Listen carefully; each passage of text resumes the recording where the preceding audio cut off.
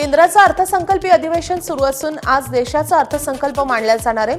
भारत हा कृषी प्रधान देश आहे। भारतात सर्वाधिक शेती केली जाते आणि त्यामुळे शेतकऱ्यांना या अर्थसंकल्पातून काय अपेक्षा आहेत ते जाणून घेऊया शेतकऱ्यांकडूनच। आज बजेट सादर केलं जाणार आहे। शेतकरी म्हणून केंद्राच्या या बजेटकडनं, या अर्थसंकल्पाकडनं काय तुमच्या अपेक्षा आहेत? जे बजेट सादर होणार आहे, खऱ्या अर्थानं केंद्र सरकारने जी आता जी समजा शेतकऱ्यांना 6,000 रुपये प्रतिवर्षाला देतात, म्हणजे किसान सन्मान, याच्यामध्ये वाढ झाली पाहिजे। तुमच्या लघु व सूक्ष्म सिंचनामध्ये सुद्धा याच्यामध्ये कुठेतरी कार्य करणं केंद्राचे गरजेचं आहे।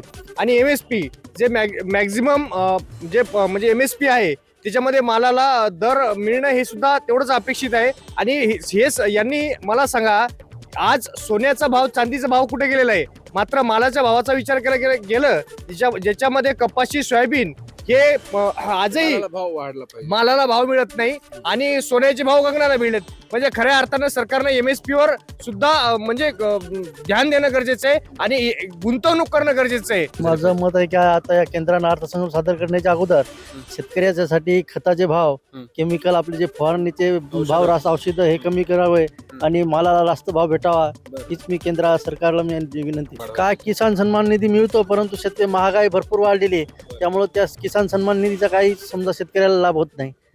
भरपूर महागाई वाढल्यामुळे 6,000 तुटपुंजे आहेत शेतकऱ्यासाठी।